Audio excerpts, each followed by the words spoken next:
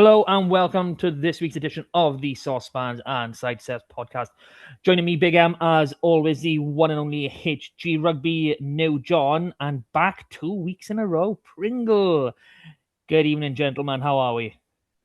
Top of the world, Matt. Still drunk. Not as good as Hughes, maybe a little bit more drunk than Pringle. That's where I am. My voice has just come back in the last 3 or 4 hours. My singing yesterday, which the Northampton fans didn't really appreciate in front of me, but I was screaming my heart out by the end. They were shushing us. I don't know if that came across on the TV. They were shushing us because they were taking a conversion and we were singing Scarlets Till I Die, and they didn't like that. But we're quiet for all the other ones. By that point, we were like, game's over anyway, so we may as well sing now. Let me just say quickly, it came across on TV. The shushing. It was very clear. I was wondering how well the crowd came over because Awesome. it was really loud. And we were all spread out. We all expected to be in the same area, but we were so spread out. And you could hear the singing just starting in different areas, and then it all just joined in. It's great. Really good atmosphere. It's one of my favorite games I've ever been to, even though we lost. And we'll get onto the scoreline and stuff, but I really, really enjoyed it. Shout out to Cinch at Franklin's Gardens or whatever the official name is. It's a great stadium. Fair play. Fantastic. Happy days. We'll have to plan another visit sometime soon. Yeah. So to kick us off, obviously, Hugh likes to buy rugby jerseys a lot for some unknown reason, and he's already posted about his first buy of the season, and he's actually wearing it. Probably, the home version was always my favorite kit for feel, and I know me and Hugh had a discussion on a different podcast way back when. But he's now got the Rhino green away jersey. Talk us through it. This is one of the jerseys. If you collect Scarlets jerseys, and I've bought probably 10 in the last 12 months, and this is one that I've been waiting for to come up, and it's Pringle's fault because Pringle drops in the WhatsApp group, hey, someone on Vinted has just uploaded a stash of size medium Scarlets jerseys. So I was like a rat up a drain pipe. I was straight on there, and I was like browsing. Green one, medium, bought. Literally seen it, just didn't even make an offer, just buy now. And as I share it, I go, this looks really good. I'm tempted with this one. And they were like, don't worry, it's gone. I was like, great. Saving a bit of money, it's fine. He's made a bit of an error there, to be fair to him. But help me people out, Thank you to Pringle for that one. And loves it. It's a lot softer. We were having a debate before we came on air what year it was. And New Jon and Big M have informed us that it's actually 2009-10, which is later than I was expecting. The only year that we had Rhino, and the only green away kit, as far as I'm aware. Unless you count that weird teal one that we had with Castor a couple of years ago. I would say that was green because I have that one, and it is green. It's like blue, Irish mint. It's got some sort of Dulux color chart name, I would say. We did have about a half-hour debate on a podcast about whether it was green or blue, because I think on the Scarlet's website it says it's blue at the time. Oh, did it? Maybe. Who knows? Well, we'll circle back around to where we just were. Two of us, as in Pringle, Benji, on official tour duties, and who on official media duties, Posh, attended the game. So day out at the Saints, boys. Well, how did it go? You go first, Pringle, because you were with all of the fans and stuff on the bus and in the hotel and stuff. Yeah. So we left at 9:30 on the Saturday, and Tinnies started opening straight as we left. So it was a long day. Of a nice lady walking down the aisle of the bus with a bottle of gin in her hands at about 11:30. I gotta say, the Scarlets fans, especially the ones that they're always at the Tanner Bank. They put on quizzes, bingo, raffle, all the way up. Everyone's singing. Someone won a bottle of gin, started sharing it out. But they weren't just giving you a little bit; they were giving you half a glass full. People were singing. It was great. Honestly, it was Dan Vaughan that ran the trip, and they did in the evening. They had a conference room booked out in the Makua, is it Makua? and they had people singing, games on TV, and the place was packed, absolutely packed. It was so good to see so many fans travel up. We had 5 buses leaving the stadium that morning. And obviously people on social media going, "Oh, there's all the fans going up." No, we took over Northampton, and I thoroughly enjoyed it. If anyone is tempted to go on one of these away trips, on the bus trip, great stuff. It was awesome. I am feeling very tired though. We didn't get back till 11:30 last night. And straight back to work today. So but yeah, I enjoyed it. It was good. Yeah. So for audio listeners, don't turn into YouTube for this section. You'll see a very, very well worn Benji. Yeah, I'm not built for the weekenders anymore, but I did enjoy it regardless. And you met Fun. some listeners as well? Yeah, I did. Yeah, we had a few people mention it. Me and Harty met a few fans at the end of the podcast. That was nice. Yeah. Oh, but the zebra didn't make it home. Who? What, the gingerbread zebra? Yeah. Well, it did make it home, but it was in bits, man. It wasn't good. Is Sad there about the result. is there context so- for a gingerbread zebra, Yeah, or is all that right, I'll just show you because I got mine for show and tell. I had longer to go than you, so Yeah, so they didn't have Investec Pringles this They week. don't exist. yeah? Because you dreamt them. Yeah, that was coming. But they did have zebra gingerbreads. yeah. I mean, they sell them in the play center by me. So I mean, Yeah, but that's the Right. Investec kindergarten. Like, it's on brand. Store in cool, dried conditions. I think that is Yes, the and they exact had same more. one They had as more well. fluffy zebras. So Hattie's got a fluffy zebra, and they were giving out free. There was beer there, which I definitely didn't take off site because that would be breaking licensing rules. But there was beer there, and You did mention the name. I didn't know what the hell you were on about. The beer. beer. Yeah. Didn't you There's a say, brand- do you want this beer? I didn't know what it was. It was Heineken. No, you said something else. No, I didn't. Oh, Ah, maybe I was anyway, that drunk. I so know. yeah, so there's that. But they were also giving away biltong. So I got 3 packets of biltong, and I've Send already me some. polished off one. What I will say is, it's nice. Doesn't have to dehydrate you. No. It's biltong. It's meant to. It's salty. It's lush. All South Chips Africans now. must die of kidney failure. Honestly, You're just not used to it, man. It's a good snack. Fair play. Any biltong jerky, it's all good for you. it is a good snack. It is a good snack. I've been enjoying it. Did everyone see what the Northampton fans said about us? Is No. positive all over Facebook and Twitter, saying that loads of how good our fans were, how much they enjoyed their singing, how much I enjoyed. Like we went to the Thomas Beckett. Don't know if that rings any bells for anyone. There was a pub, and literally all Northampton fans were singing with us. Didn't know the words, obviously. But they were loving it. They were loving the whole the Welsh anthems, It's funny you should say that because Phil Dowson, the Northampton head coach, he said in his presser, the guy asked him just like, "Oh, what do you think playing about a Welsh team? Doom and gloom Welsh rugby," and he just went off on one talking about the fans, and he said, "I was a bit disappointed that our fans didn't join in with Bread of Heaven." They did. He said There was a that's few what- of them that did by us. Yeah.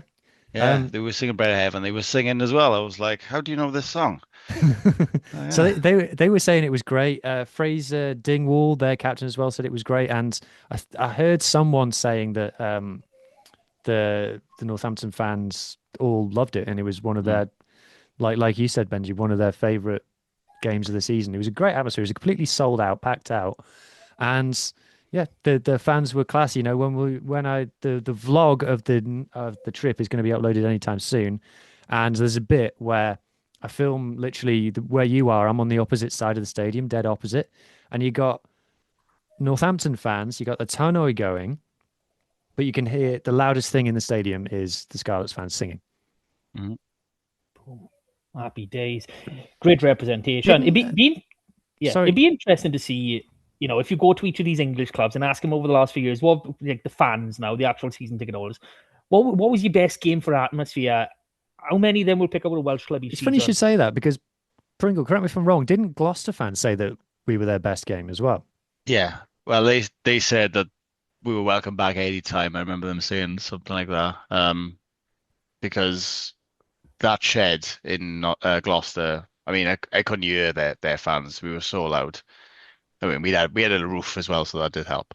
But yeah, I mean, so far I've been to these two away games in the last few years in England, and the fans have all come there and enjoyed it. So yeah, more of that, please. It's a rare opportunity to go now, which is why I think it's so special and so many people go. So it's more of a spectacle when when it's not every single year, when it's not even every other year. And let's be honest, I think for a lot of people, like me, for example, it's easier to get to Northampton and Gloucester than it is to get to Llanelli. Like I was chatting to Sam Costello's uncle. Shout out Sam Costello's dad, uncle, and Archie Hughes' mum and dad, who I all met and who all listen. Hope you're having a great week. He was saying he lives in East Anglia. So for him, it's so much easier to get to the likes of Northampton than it is to get to Llanelli, which is literally 6 hours away or whatever. Yeah, well, it depends on where in East Anglia. I know it's a good 311 miles or so from Llanelli to Lowestoft. I know that much from memories of many years driving that. It's a hell of a trek. But no, it just goes to the point. I think we've all known that logically, playing a British-based games is more logical for fans. I mean, our geographic spread, is quite big. Like there's dozens upon dozens of hundreds everywhere. I'm not being funny. On this pod, we got England, Scotland, Germany, and Wales. To be fair, well, Bont, he's not Carmarthen. Oh, it's like he's out of region. No comment. No comment. No. Anyway, it was a great day out for everyone. An actual, despite what was a 15-point loss in the end, it's a really good game. No, the scoreline didn't reflect how well we played that game. No, it was very frustrating of a game, especially if when you go back and you nitpick every single thing that goes on. I mean, we can go through a few of their tries and be like, two of the lineouts were not straight and contested. Obviously, what was it? Joe Hawkins and Eddie James had a player held up before the first try. It was called a tackle. And then there was a try directly after Kemsley's yellow card where it was the Saints 3 that caused that collapse. So, you could... Obviously, the scrum one's a bit more niche, but the other three, you're talking, those are simple decisions. And I'm not saying the result would have changed, but it would have made a difference, and so would Jake Ball have been on the pitch. Yeah, massive. Hopefully, he's right. He's obviously not going to be playing this coming week because he's failed the HIA.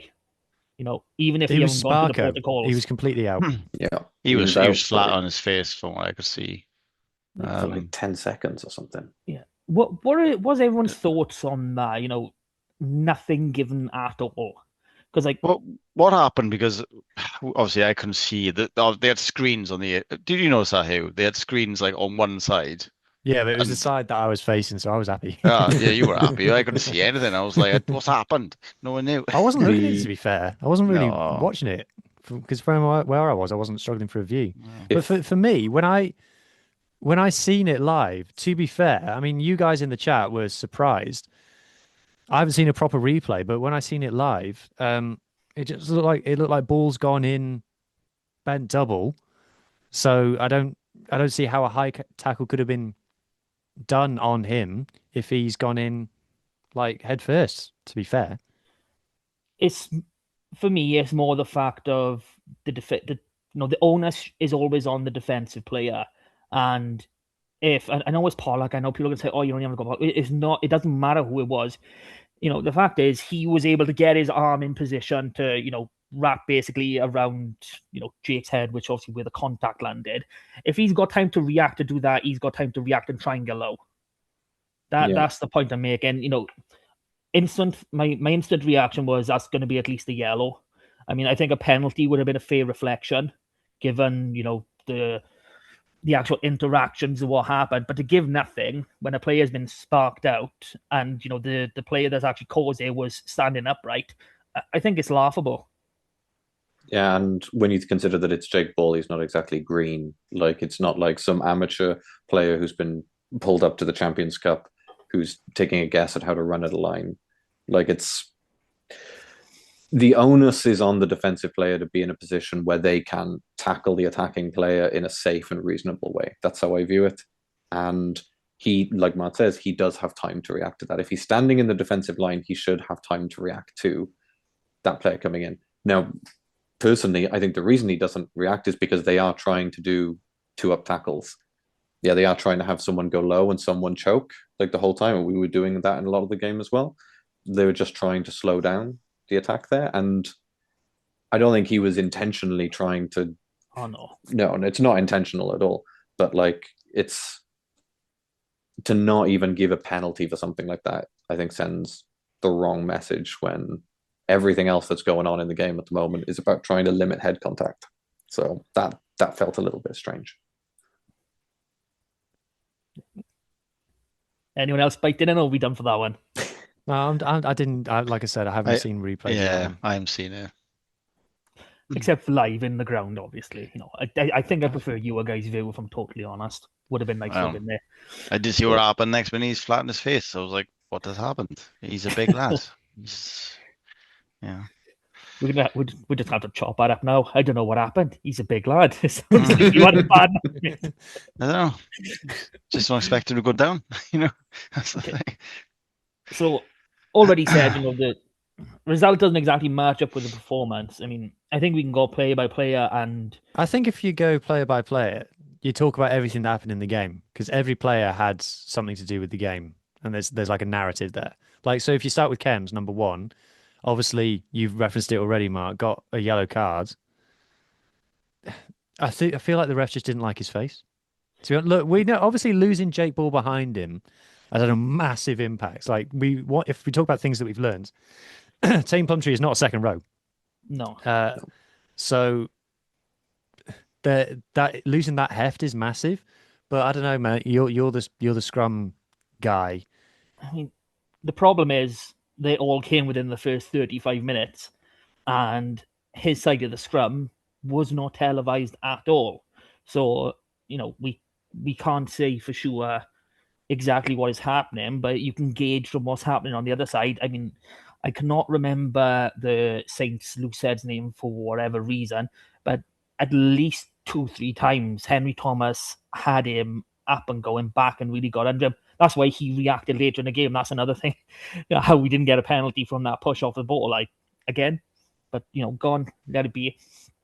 The actual, I want to say it's the one you got a yellow for. You can see the Saints tight head drop and his head hit the floor quite soon. And it's just, obviously, that's not automatically meaning, he's at fault. But, more often than not, and it's just a hard one when we don't have, the angles to actually say what has happened. But, of the, I think 5 penalties went against him. I think, at least 3 of them, and I can't even say either way on the other 2 were wrong. It just, it seems as though he's got, kind of similar to Tane and like a reputation of, oh, he's there, must be a penalty. That does seem to be something that goes up against Kems because he goes through phases. In terms of actual scrimmaging, he is by far the best loosehead Wales have got at the minute. But when you're considering, for some whatever reason, he's getting loads of pens against him, it's just, your face unfit, like you said. There's something going wrong there that needs sorting. What I didn't like about it was, I can't say whether the offences were like technically there or not. I'm not that much of a technician when it comes to front rowers, but I've been watching like the games on the Saturday. I watched Stormers v Leicester and I watched Gloucester v Toulon. And in those games, Leicester and Gloucester were getting absolutely hosed at scrum time. They were going backwards at a rate of knots. And the referee was protecting them. The referee was saying to like the team going forward, like, no, you got to play away. You got to get the ball out there. You got to play on. Yet when it's us, when it's our game, when we're struggling at scrum time, because I think it's fair to say that we did struggle. When we're struggling, it's penalty time. So I'm watching multiple games a weekend where it's so long as the ball gets out of the scrum, we forget anything that's happened in the front row. Yeah, when it's the Scarlets playing, it's whistle, whistle, whistle, whistle. And there was two when the ball was out. It was literally in Sam Costello's hands, the ball, by the time the whistle gets blown. Now, I spoke to someone who suggested that it was actually the linesman who was calling it in and saying, ref, you need to ping this, which would explain the delay. But it's just not consistent. And it's a bigger problem than just the Scarlets. It's across all of rugby. It's just not consistent what referees are at the scrum, because a different referee from one of the other games would have said, so long as the ball is out, no penalty. Yeah. Well, I mean, sorry, I was did. Yeah, crack on, John. I've spoken enough sorry, for a man. while. Sorry, man. I've got delay on this. I think it's coming down. It's coming down a cable to me. The only thing I would say on it is this two things. So first of all, in the second half, you could see when the angle was around the other side, like you could see a lot more clearly what was going on, and you could see that they were at times not driving straight and just sort of shearing off Henry Thomas. They tried to roll Alec Hepburn. They rolled him in twice. The first one got penalised against him. Unbelievable. Yeah, like he seemed to land on his back at one point, and he was penalised for it. Maybe I can't remember. Probably, Yeah. I don't remember. But the other point as well, then on Hugh's theory on the linesman, there were a few times in this game where the linesman was calling, or the touch judge was calling either a forward pass or something at the scrum, and whatever it was, if there was a delay on the comms, like I'm having right now, it was coming to the ref like quite a bit later. That's why we were seeing some knock-on calls or forward pass calls coming back after a phase, and I wonder if that was happening in this as well, because when Archie's got the ball out and we're two passes wide and it gets called back, I can't imagine that there's another reason for that to be happening. I'd like to think that the ref in that situation will go, well, the ball's out, we're playing, let the game flow. Now, I know it wouldn't be nice if it was against us, but I think in terms of rugby overall, that's the way, ref is the ultimate decision maker. You do tend to see that a lot, though. When decisions go one way, they'll keep going one way unless something drastically changes. I think he was looking for us to actually infringe on the scrum by the end. Yeah, I asked both Nigel Davies and Josh McLeod about just generally discipline, not just at the scrum, just discipline in general with the Scarlets. And Nigel Davies was like, "Oh, we've just got to be whiter than white when we do it. It's in our control, etc., etc." Josh was a little bit more, let his frustration show a little bit. By the way, Nigel Davies, he was sat maybe less than 5 meters away from me in the media bits. He was sat on the very end. I've heard him shouting. He was giving the ref a hard time.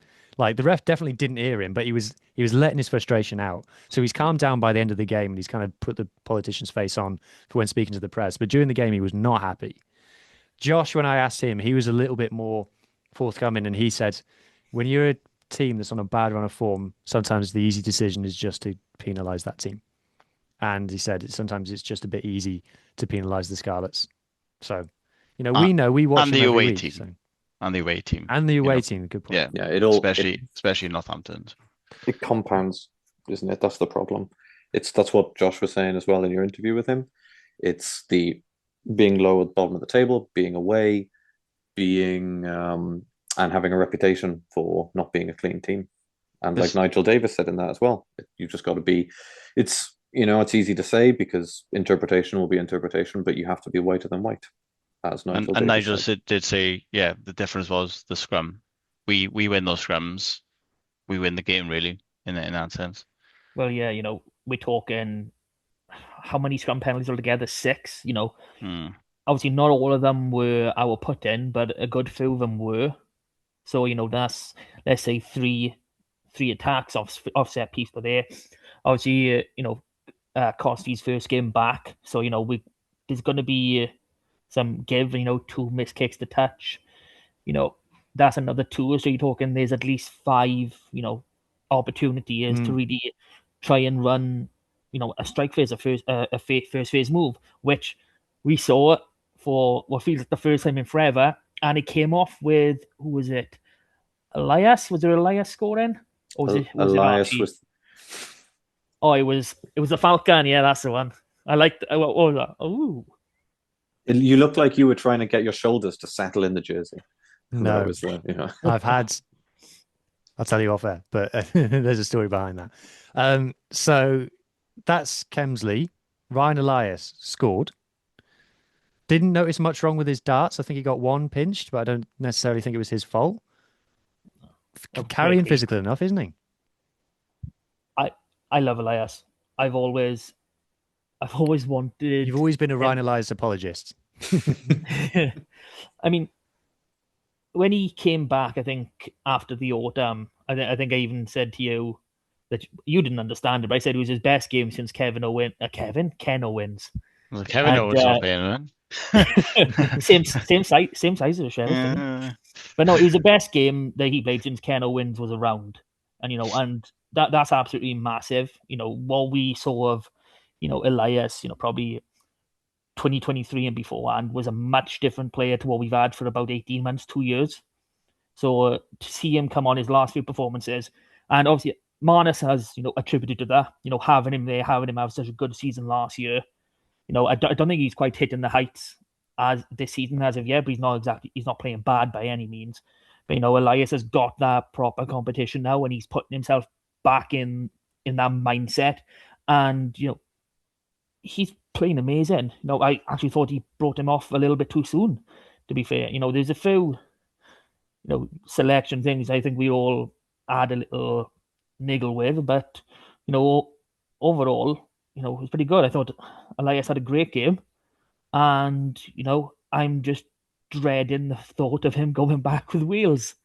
I really am, because Well, he's come back from injury, and his criticism before going was his darts, wasn't it? You was getting a lot of that was a lot of like created narrative around him. That, like, I'm not going to sit here and say that he was the best in the world, but like Wales's line-out at international level, Wales's line-out was horrible. Like the game against Australia, where he got a lot of stick, he came off the bench, and the first three line-outs that he's been asked to throw were all to the tail, and which he's Australia picked them amazing all at in up. this game.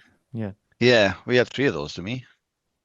Overthrows, in this game, Which worked. So it's nice to see. And small point, because you guys won't have heard this being in the stadium, Ref Mike did pick him up sledging in the scrum, which was a lot of fun. Sledge in the front row. That was enjoyable. I got to keep him up, see him now. It was great hearing. We're going. I think we're going numerically, and we saw on to Henry Thomas. Big hesitate. Yeah, doesn't remember you from your Does Bordeaux not remember days. me. I spent a good hour speaking to him in Bordeaux when he came and he was going into the tunnel. I went, "All right, mate," and he just went and carried on walking. I did get a thumbs up from Tane though. Tane was like, "Hey, thumbs up!" So that was nice. That was nice. But anyway, we're not on Tane yet. Big hesitate. Yeah, despite the frailties we had at the scrum, he was solid. He got the better of his opposite number. And like I've already said, we saw that frustration come out when he drove him back. The scrum sort of set off, and then he just got pushed off the ball, and we had a mini scruffle. But his work rate, he's the same as most forwards. Carrying, constant rucking. It's just what they do. Is that there's a lot of unseen work. Is those short bursts or short carries that people don't really tend to focus on. And I don't know if you've got his numbers, but there by any chance. I had him. He had three carries. Like nothing fancy, but like you said, those are they're normally the little short yardage carries that you need to set up a new ruck when you're planning your exits, whatever it is. When you talk about hard yards, that's hesitating to a T. Hesitate does not hesitate. And then it's the same when you're on the opposition 5. You want your front 5 to be pushing those few inches every single time, and we didn't actually get in those positions very much in this game, unfortunately. But no, I'm happy. One thing I will say about Heza is that I asked Josh McLeod about the captaincy, and he said that he's got a lot of leaders, players around him who are ready to lead. And the forwards were in a huddle before the game, and the guy who was giving the team talk was Henry Thomas, and he was like laying it down, like he was getting his arm going, he was like properly giving it some to the boys in the huddle, and I think that's when you talk to players, you find out the value that some players bring that you just don't know about when you're just watching on TV. And he is 100%. This is why I love going to ropes. Some people say that it's better to watch sport on TV than go in person.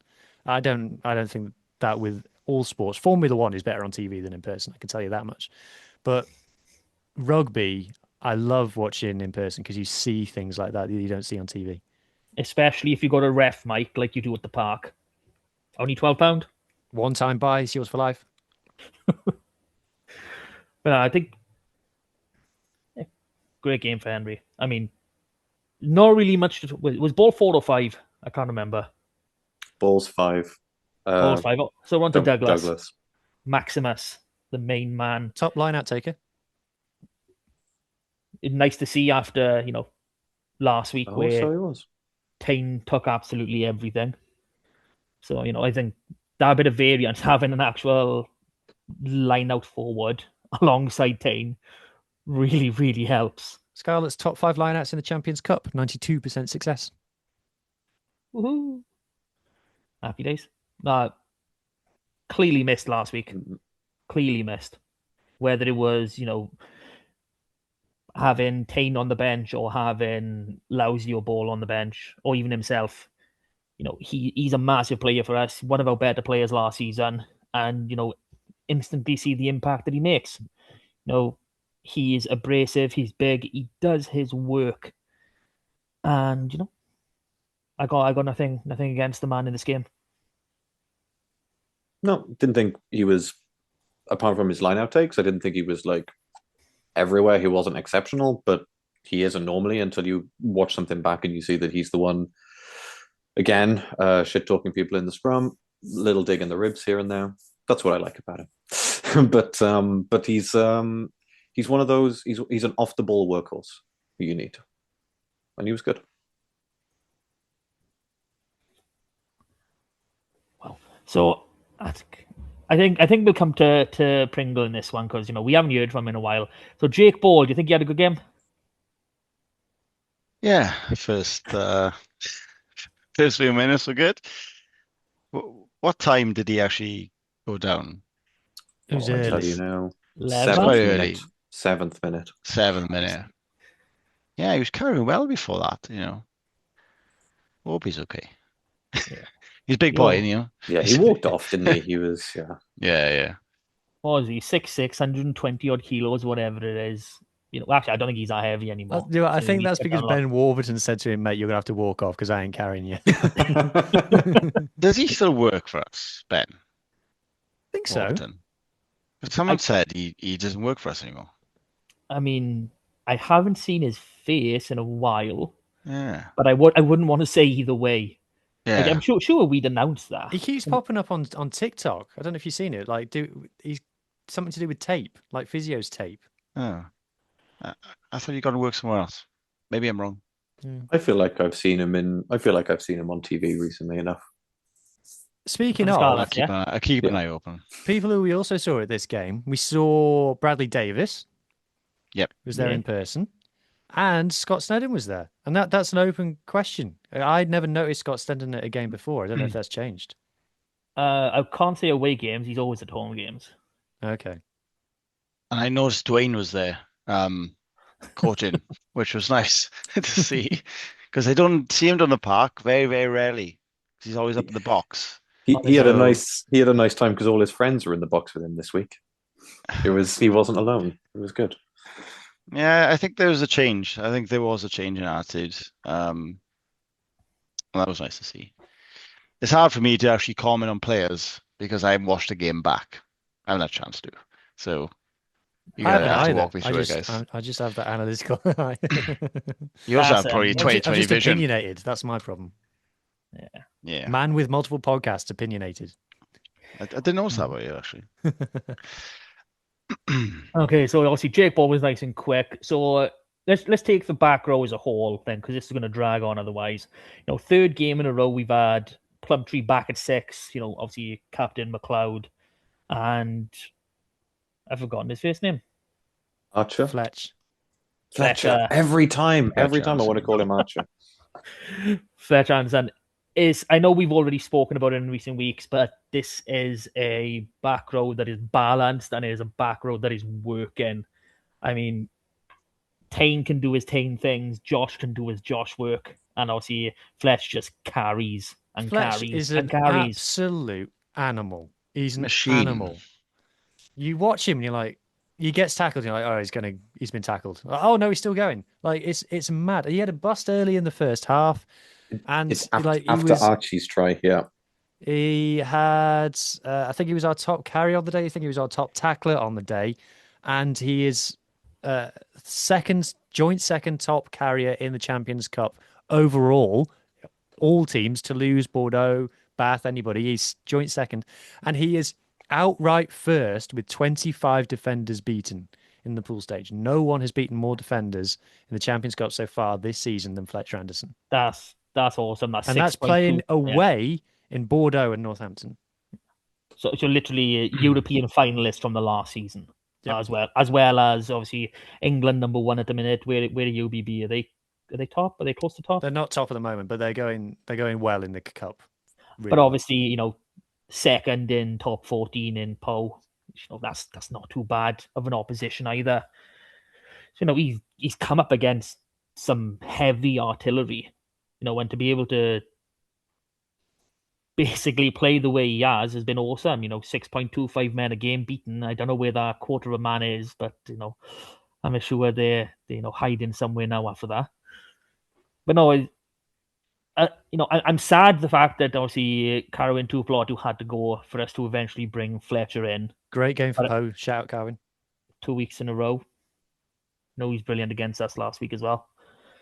I think he put up his own little highlight reel. Like it's only about 30 seconds, but there's a good 5-6 moments really in that clip. Yeah. You're thinking that's a highlight reel from one game. That's what that's when you're a decent player. When you take in he got taken off on 50 minutes. It all went to shit, by the way, for Poe when he came off. There we go. He's the glue. Well, let's be honest. Their fortune has changed massively. They were 13th when he arrived, and now they're flying high. And they improved instantly when he arrived last season. He is the glue of, I can't say their proper name, Section Palois, something, is it? Yes. Yeah, correct. Well, hey, happy days. It would be lovely to have both of them. And we would obviously be spoiled for choice. Who knows, maybe if we had a bit of extra funding in a year or so's time to bring him home. Because I know we've spoken to him plenty of times, and we know how much he loves Wales, and his heart belongs to Wales. So, we're hoping we just bring him home soon before that. What is he? He's Tongan, isn't he, as well? Before that Tongan link picks him up, because they'd be stupid not to be looking at him as well, especially given his age. Just on Josh, I love Josh McLeod. Yeah. When it's something that I have now learned is that when you're speaking to him, he stares at you and he stares into your very soul. He unblinking. He just stares at you. I noticed that on your interview. He was staring at you and you were like, it's proper it's not intimidating. Intimidating is the wrong word, but it's proper. You fell in love. Yeah, I fell in love. On that subject, I've got a highly cancelable take about Josh McLeod, and I'm talking like I might be starting a war here. Go for it. Josh McLeod should be Wales captain. Not against it. The internet just broke. Did I put it in our group, or did I put it in a different group about my comparison with him and Jack Morgan to Warburton and Tips? No, you said that in ours. Yeah. Yeah. So I think obviously we had that relationship with Warburton and Tipperick before, where Warburton was the number one, and obviously Tipperick, an absolutely amazing player. He just coming in around. I think that's the exact same with Josh McLeod and Jack Morgan.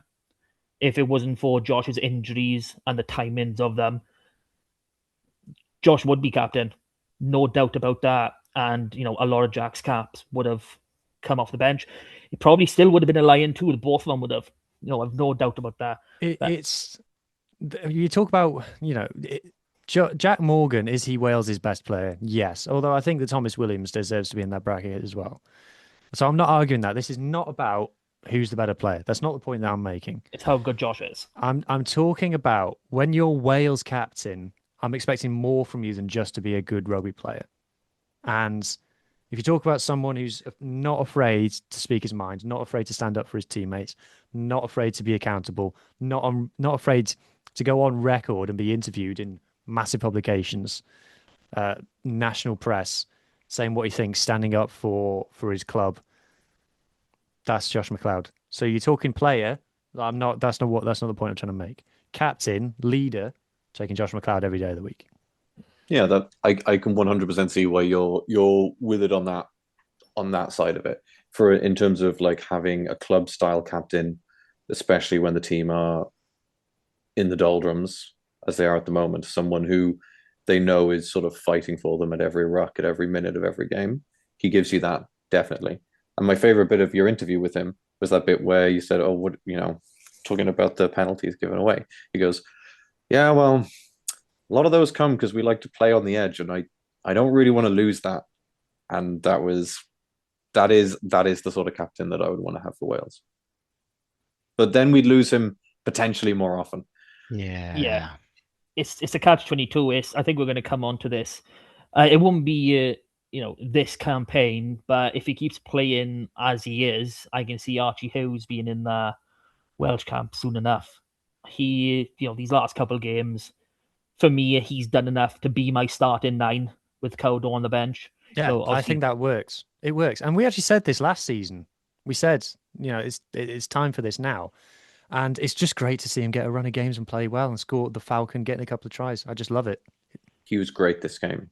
He was really, really good. And I don't know how much of that is him individually and what they might have changed in the game plan over the week, what they might have simplified. Because I do feel like they gave him slightly more kicking responsibilities than normal. But kicking was great. Say again?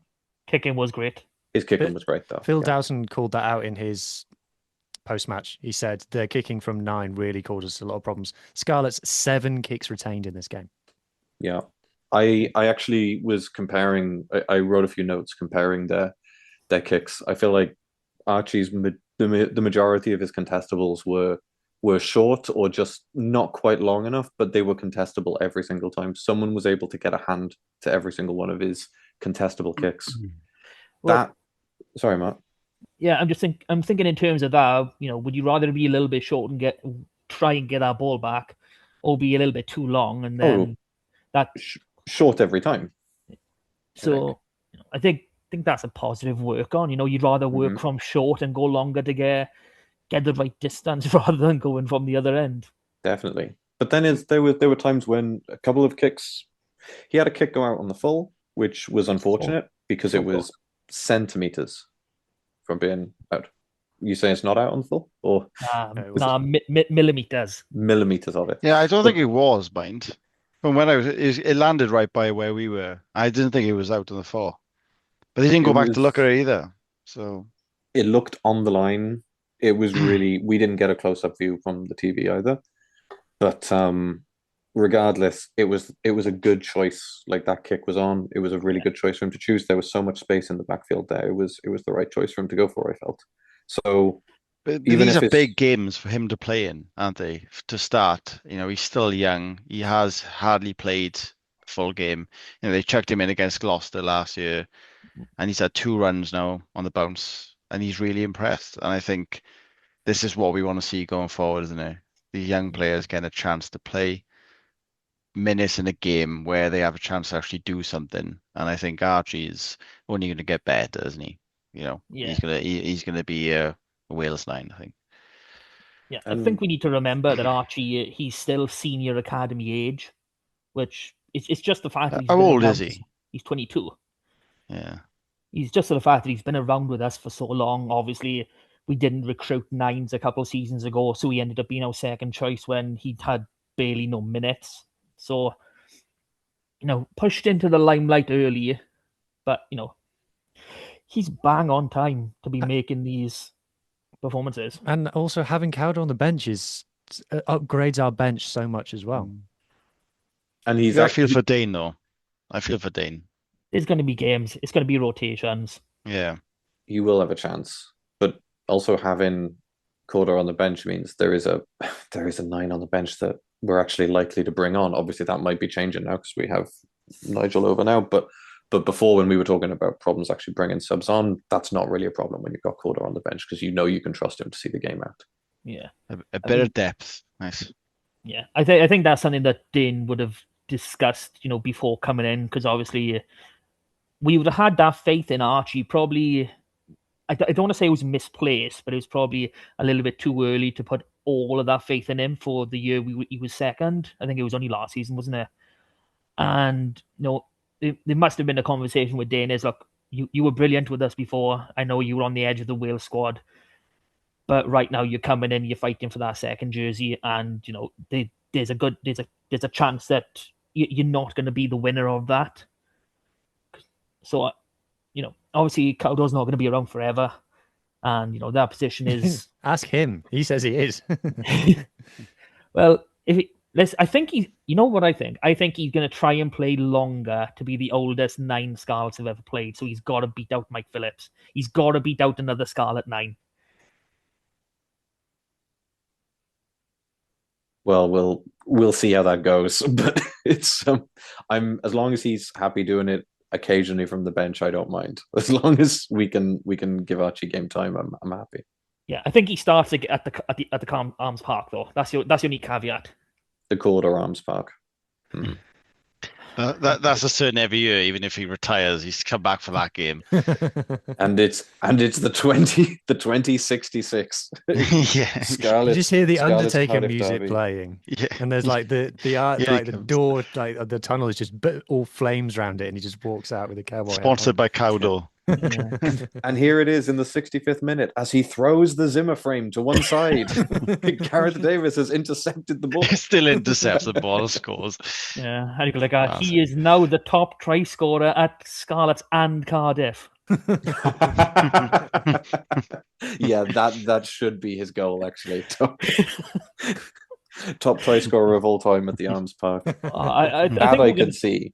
I could see him staying for that reason. Can we check actually, like how close he is to that record? Because he must be approaching double figures. Yeah, I know he scored 7 in his last 4 appearances there. And Who scored more tries at Arms Park, Cowdor or Thomas Williams? Ooh, you're gonna have to say Thomas. This is Googleable. Ask AI. No, AI will tell me that Thomas Williams scored 3 goals in his career at the Arms Park. You're gonna have to go through all rugby and check out home try. Right, what else new John is that? So let's move on. Okay, so moving on, that'll be the one and only Sam Costello. And while we're kind of on the front of talking about young players, obviously Archie, not Cowdo, he's not young. He's young at heart, young in mind, nothing else. Nigel, in his little post-match with you, and, since in Wales Online, there's been mention that our second choice 10 for this game was Carwyn Leggett-Jones. And he was, told, if Sammy pulls up, you will be starting. And, obviously we heard that direct from Nige, I've heard it direct from Kaz. So that is fact. He knows, he's told this boy, you're my number 2.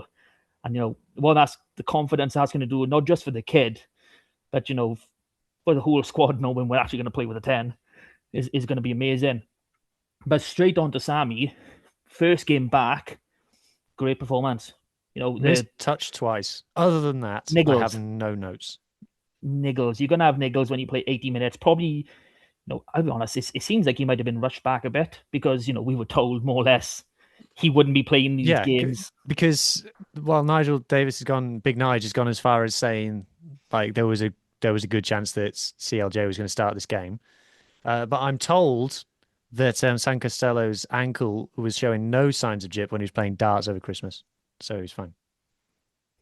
There's really a lot of stress going on that ankle when you play darts. So I think we can trust that. He should have been back for New Year's Day. That's what I'm going to say. But yeah, I loved the invention for Jack Davis's try. I never saw that chip coming. I never thought. I don't know, Pringle, you watching it in the ground, I was like, I thought that was going out the back every day of the week. Yeah. he kicked in. I was like, oh, what's he doing here? Oh, we've scored. Oh God! And then everyone just realized we scored and just went nuts. But yeah, it was great vision. Absolutely great vision. I've seen the clip back online, and even the commentators were like, "That is world class." And we've always said that about Koscielny. I'll never forget. Was it a few games ago when he did those two kicks either side with Chris Bristol? Mhm. It's just his vision. I mean, he's only going to get better as well. He just needs a consistent amount of games now. But yeah. And I think the Welsh media and pundits, outside of West Wales, obviously, have Mm. finally chirped up. I want to call this out, right? These are the people who are supposed to be experts on the likes of these TV shows, trying to educate the Welsh public about rugby. And then just in the last week, they started going, "Oh, Scarlets are better when Sam Costello plays, aren't they?" It's like, yeah, it's been like that for 3 years now. Well, we've said it every podcast. The amount of people that you see just commenting on, oh, they've been poor over the derbies. I can't understand what's going on. They've got Hawkins. He's meant to be the savior of Welsh rugby. He's starting at 10 for them. I don't understand. It's more than a little bit frustrating, but yeah, hopefully this game can add fuel to the fire of Sam Costello actually He's being the become best cool 10 in again. Wales. He's become Yeah. cool again. Yeah. He's a And it's now counterculture. cool to say, "Oh, Sam Costello is actually quite good," I think we have to go. I think it's because there's a 10 sort of, they say, put in front of him that he has to beat, that he's cool again. Now they said, oh, Dan Edwards is a starting 10. Oh, he's actually pretty good now, isn't he? Because obviously he was Patchell, and like he displaced Patchell when he was 20 years old.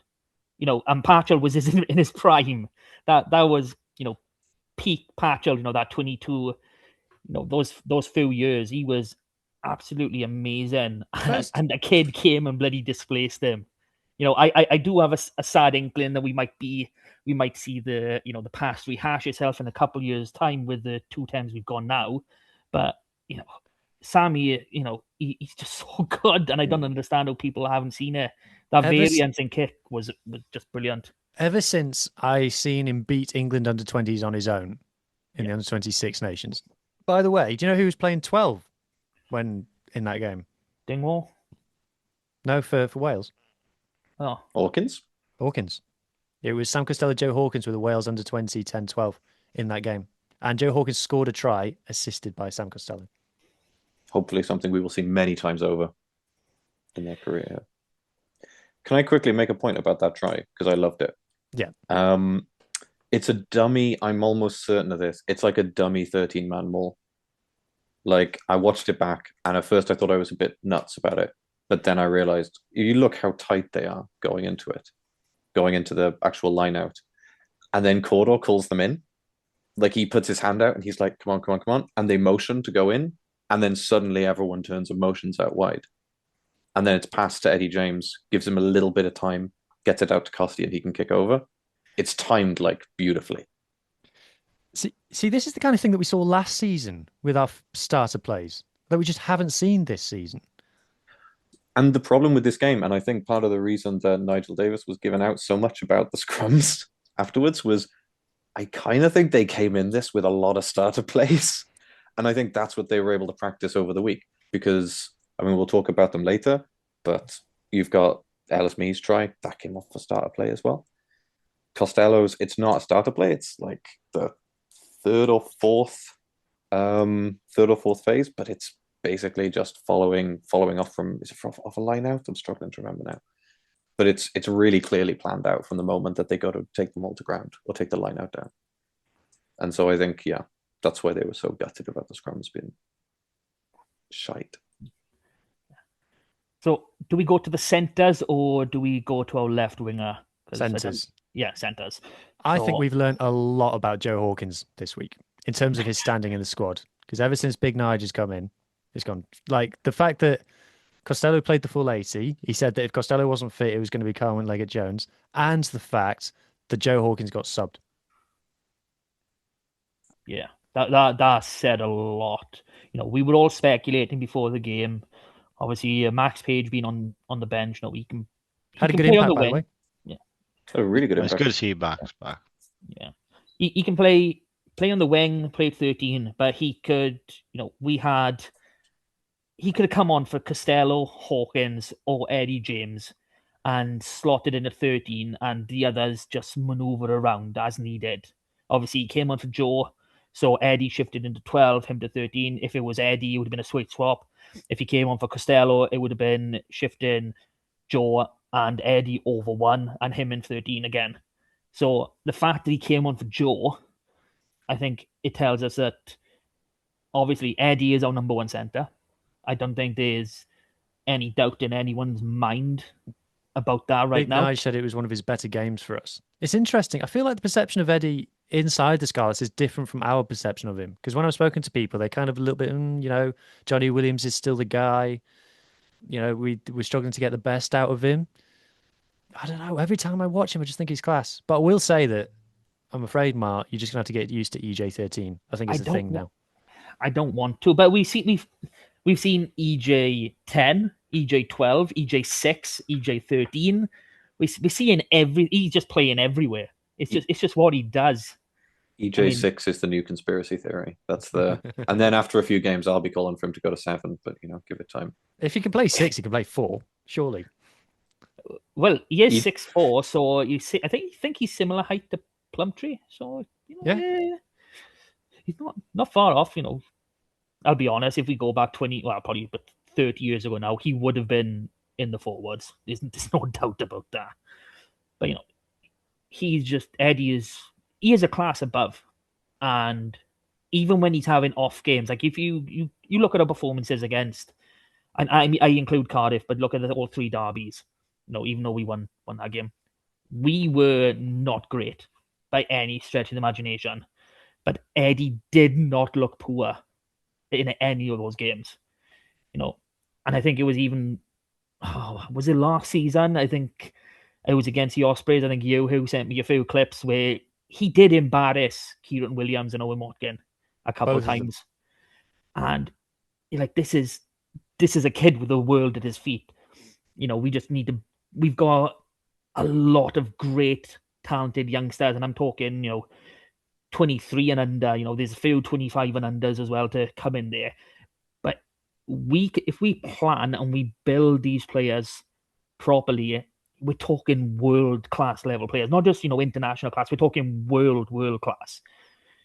This could be the start of a generation, of a second golden generation. In this side of the millennium.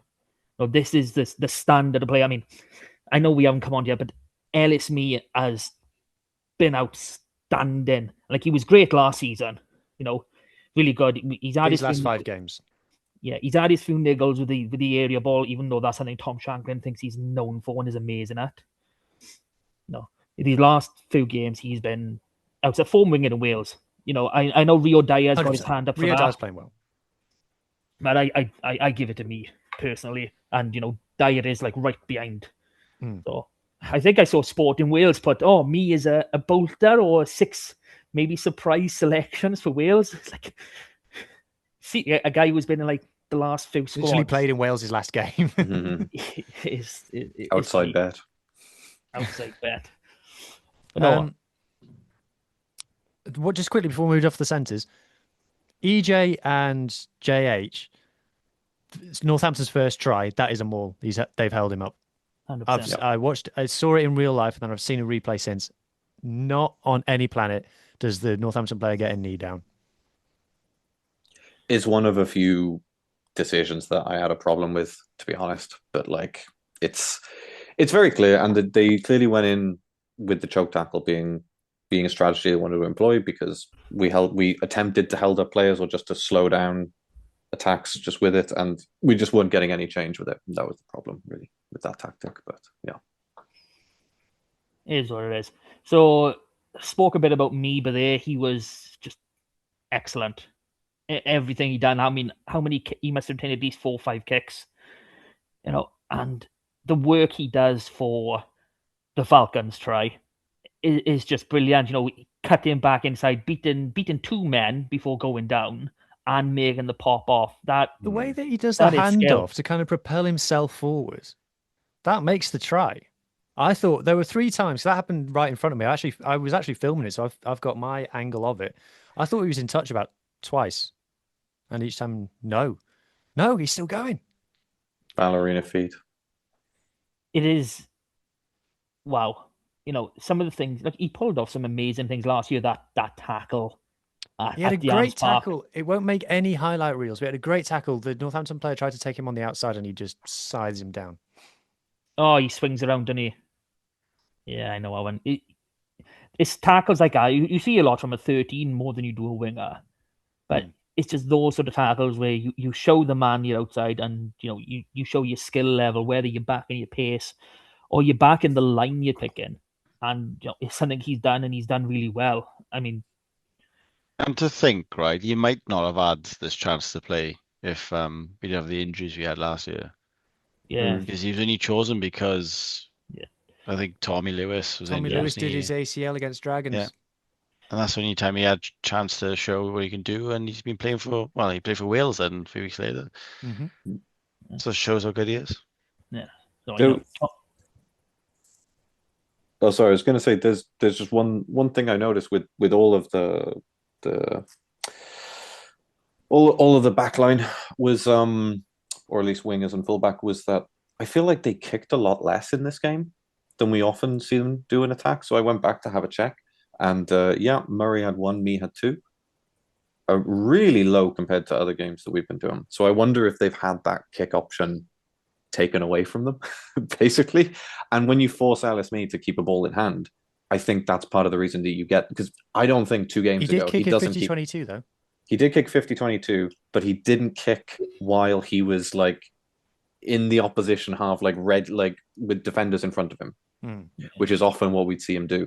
And I think by taking that option away from him, I think that's when you start getting some really good dancing feet off him, because he knows he has to keep going forward. Yeah. And I think that So works for him. if we now switch to the other wing, second game in a row after injury, we do have to state that after injury, Blair has just looked lost. And I don't know what the issue is. Having those kicks taken away, being forced to use your feet, as I said, that would work for me. It should have worked for Blair as well. I mean, you normally see a lot more of your left winger, with ball in hand than you do your right. And obviously, we didn't have that today. Did anyone else notice the switching? They kept switching wings. I didn't see that. I didn't notice that. Yeah, it happened like 3 or 4 times where they were switching, and a few people said like, "Oh, they're switching." So Blair came on to the right hand side. Was it just the wing swapping, or was Jack Davies involved in that as well? Because all 3 of them can play 15. There was, I'm not sure, but I did notice him switching. So I mean, that's me looking from the sidelines there. So yeah. Well, I'm just wondering now, how many times did Murray actually touch the ball? Because if he's not on song and Ellis Me is, are they One of the literally Northampton's fans said like, "Oh, I forgot Blair Murray was playing in this." He And was a three- bit like that three when he times. first signed for us. When he first signed for us and he was on the wing for the first like 3 games, barely touched the ball. Yeah. I don't know why they didn't give Tommy a go in the last 20. Yeah, I mean, Yeah. that was surprising. Seeing as, Blair was as poor as he was. yeah, exactly. I don't see why they couldn't have just ad-libbed and changed him, but I really felt watching it live or watching it on the TV, I thought Blair had a bad game, I'll be honest. Watching it back today, I feel like he had an average game. I don't feel like he was actually that bad. Okay, but is it average by normal standards or average by Blair standards? It's average by normal standards. That's the thing. So it's him playing poor, but he doesn't actually do that much wrong. There was a point where they score a try that, was it the penultimate try? Where I thought watching it, that's Blair Murray's busted coverage. Where he should come over and get it. I did watch it back. I think it's actually more Jack Davies not trusting me to make the tackle. And then that's where the first line break comes through. Yes, okay, Murray has the cover tackle, but at that point, like the break has already come through and it should have been stopped earlier. So that feels a little soft. bit. When I was watching it in real time, it felt like, because they had a ruck as well.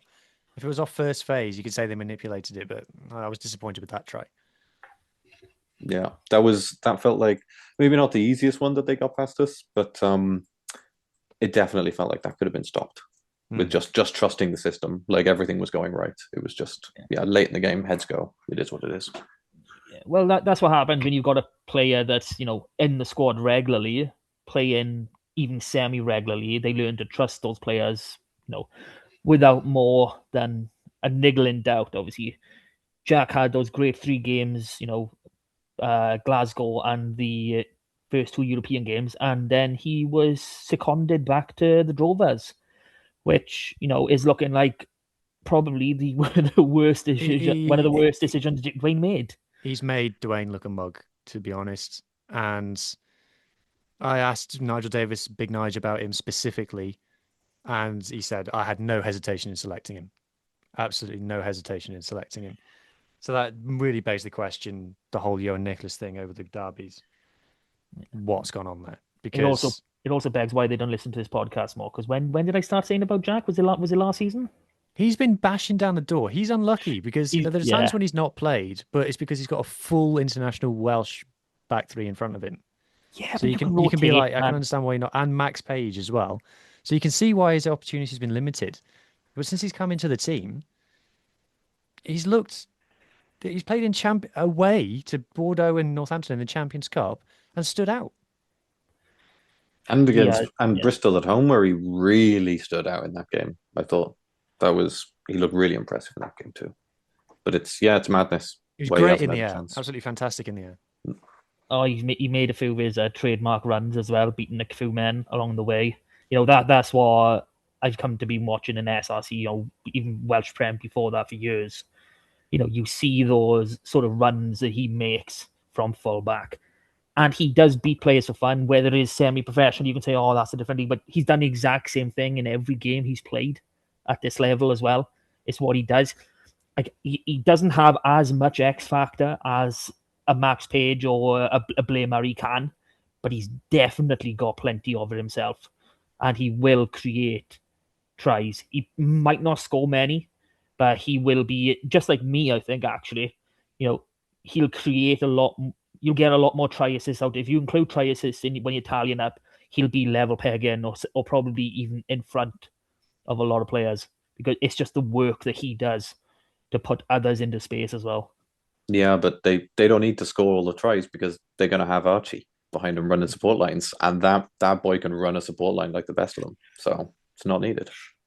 It's exciting. So onto the bench now. Obviously, I don't know. Well, Heps, I did think did improve. He painted a different picture for the ref. I thought Marnus just carried on what Elias was doing. Hock first scrum won a scrum penalty. Brilliant, absolutely brilliant. Now I've actually had a conversation with a couple of people over Hock because they were like, "Oh, and didn't really think much of him, pre-injury." And I said, "Well, pre-injury was his breakout season, and he broke into the Welsh 23. Capped for Wales, and okay, I know he's been fit all season, but coming back from what was it? It was an Achilles. Was it his Achilles? Yeah, Achilles. Yeah. We've seen with other players at the Scarlets, Samson Lee not recover from those injuries. We've seen Samson recover from one, not be the same player he was, and then have another and retire. So we know how much damage this can do. And, he's looked steady in his games that he's had with us. But this one, his carrying stood out for me in this one, more so than anything. Looked solid in the scrum, especially in a scrum that was going, awry. And, when you don't have that back in behind you, like obviously we mentioned the impact losing ball has had and not having a suitable lock on the bench, it just shows how strong of a tight did you are to not just crumble. And the same goes for Henry Thomas. I should have mentioned that earlier. When you don't have that weight, that support from a scrummaging locking behind you as a tight head, that's your everything. I know obviously Max Douglas was behind him, but the load is all across. You will feel it no matter what side you're on. So, excellent work by the pair of them. And I'm hoping this means Hock is returning to pre-injury levels. And that would be not only great for us, but that'll be great for Wales as well. Agree. Jared Taylor off the bench. Okay. Didn't notice much of him. Dan Davies didn't come on until junk minutes. Yeah, I mean, Jared, he's a workhorse again. I mean, he slowed a lot of their ball down. I do think we have to give a lot of credit to him and Josh McLeod in that facet, that how they managed to stop Northampton ball from just firing out, because they were just there all the time.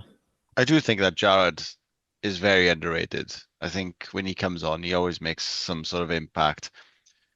Remember seeing him and the Dragons friendly. There's a pace on the guy as well. If he gets a chance to run with the ball, he is lightning Gone. quick. Yeah. So I'm hoping we see more of him, if I'm honest. He play well in the game. I think he only has one, maybe the stats say one, but I thought watching the game, I thought he had 2 turnovers. The stats on Rugby Pass for this game were very dodgy. They seem very odd, yeah. But He did go off, didn't he, because of the yellow card? Yeah. Yeah. But but he was hunting the whole game, and there were times when he had 2 hands on the ball and he just couldn't get the call, which it goes that way sometimes.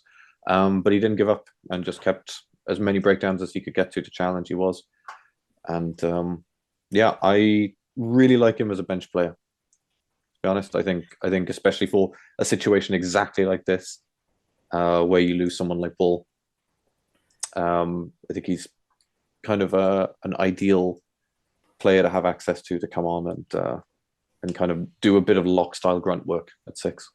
Yeah, I mean, he can play lock. He has, openly said that in the South past. It's African, not. They can all play lock. Yeah, it's like not a preferred position, but I think he's not exactly a small boy either. I think he's around the 6'2", 6'4" mark himself. There we go. Cowdo came on 47th minute. I mean, I understand. Look, I called that he needed to come on for this game. I didn't say he needed to come on the 47th, but I said he needed to get minutes in to be ready for next week. He had Did one he come on with a horrendous- bandage? He Sorry, did. say again. He He did. did, didn't he? How do you have a bandage straight away? He thought Jack Davis looked so good with his. He couldn't let him be the sexiest man on the field. He had one horrendous box kick in his own 22 that was like, okay, yeah, so this problem hasn't solved itself. But other than that, I didn't notice any kind of drop. I like him off the bench. Oh, John, you disagree? No, I like him off the bench, and I think I'm fully on the Archie 9 Cordo 21 train, but I didn't. I really wasn't a fan of his kicking in this game, and I felt like his contestables were just going a bit too long. I don't know if any of them were retained. His final clearance kick was good. He just had some strange choices. At one point, he was clearing from inside the 22, and he went low and fast with it, and it's caught straight away by the Northampton fullback, and then they just had another attacking set, the 22, 2 seconds later. So I think there's just, I would say, the choice of kicks rather than the accuracy were maybe the issue in this game. But on the positive side, I thought the way he managed the attack when we were on the 5 meter was really, really nice. Okay, we weren't successful on the first one. I think that was turned over by, what did Nigel Davies shout at the time? In at the side. Yeah. Yeah. So that was unlucky there. I think Hugh, you pointed out that his passing stats were weirdly high. He passed more than Archie, but I think that's just kind of how the game went. He didn't let any pick and goes take place apart from when he himself went and was at the bottom of a ruck. We struggled. I mean, like I said, the Rugby Pass stats are very weird, but according to the Rugby Pass stats, Northampton made 26 dominant hits in this game, which is a lot, like really a lot. So that makes me think it's wrong.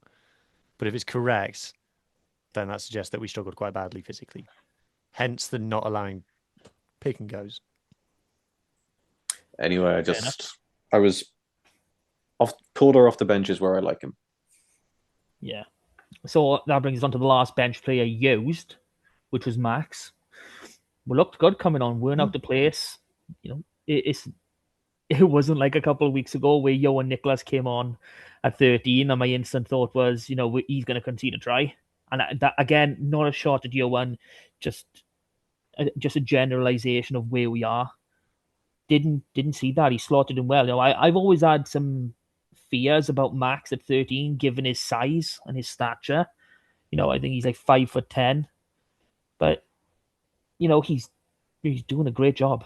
And he's progressing. Okay, I think he should be a little bit further ahead, but that's because of a lack of minutes this season. But he knows what he is as a player. Yeah. He's an X Factor player, though, isn't he? Yeah. Like, he can create something out of it, nothing. And that's what we need in the center. He doesn't hide from it either. He wants the ball. He is one of them players. Exactly. Give me the bloody ball. Being polite. And he went to 13 and James moved to 12. Yeah. I think, looking it back. So we've had everyone satisfied. We've had Eddie James at 12 and 13 in this game. But that's part of the reason I do really like having James there, is whoever comes off the bench, is you do have that flexibility wherever they go. And yeah, we know that Max works well outside of him. And Max is kind of like that Simpsons meme when the Yakuza come over to the Simpsons house and Homer says, "Oh, look at that little guy. He's not doing anything right now, but I know he's going to do something cool." And that's how I feel every time Max comes on. His touches per minute are ridiculously high. Even when you think about a player coming off the bench, he just goes looking for the ball. He's got bundles of energy and he uses it. I like him on the bench. I like him as a 23, probably. Yeah, agree. So even though we're only at 22, that does round up our players for, like we said, for whatever reason, Tommy Lewis didn't come on in this game. But, there's always next week. So we'll see what happens with that. So the next point on Hugh's fabulous agenda, what did we learn? I mean, I think we've gone through most of what we've learned. Well, just quickly on the big Nige thing, I think we've learned very much that he's in charge. Like he said in the week that he said, "I am very happy with the team that I have been able to select." And he said, like, "I have asked the players to do this." And he's doing all the press conferences and stuff. It's like, okay, I think I know who's in charge. Yeah, that I think I said in our little bonus pod, that was the final nail. If he does those pressers, that's him. He is the one and only, essentially. So he seems to know what he wants, which is great. And it's something obviously we've been devoid of. He keeps mentioning like Scarlets DNA and Scarlets style, and I think we saw more of that. I think, just seeing some offloads and, just trying to get on the edges, which we haven't really seen. We've been picking and going for the last 10 games, so it's nice to see. I think he's just giving them freedom, going, look, just go and play. Use a basic game plan. Play the game that you want to play. And I think it was really good. He said in his, when I asked him about like the fans and stuff, he said that he's a passionate Scarlet. And it's interesting that when he said Eddie James is one of his better games for the Scarlets, that kind of suggests that he watches the full 80 every week. It suggests that he, like, even though he's not been working in rugby or stuff, it suggests that he does still watch every Scarlets game, even when he wasn't at the club. I mean, it's something that's ingrained into you, whether you become a player or not. I think once you're a Scarlet, and you're a Scarlet for as long as Nige's been, what was it, like 20 years as a player, something like that, 10 years or so, well, it's longer, I think now, with him coming back, you can't not carry on with the club. It's a part of you. I know we've spoken about, what the club means to us, in previous podcasts, but that's what it comes down to. It's how it gets into you, and you can't get it out. It doesn't matter how much you might try. That Scarlet will always be in you. I was just the only thing I feel like we didn't get enough sort of extended ball in hand time to have a look at the attack really and see how that's changing very much. I think we'll see more of that against Ulster. So it felt limited what we could look at, especially with the scrum taken away from us. So that'll come in time, I think.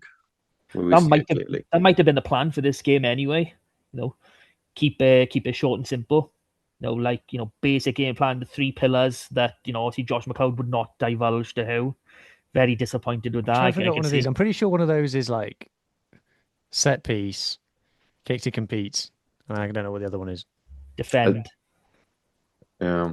I was going to say, just listen to Costi. I think pillar number Sam one is Costello. pillar number one is don't listen to anything anyone else tells you. Listen to Sammy. That's pillar number one.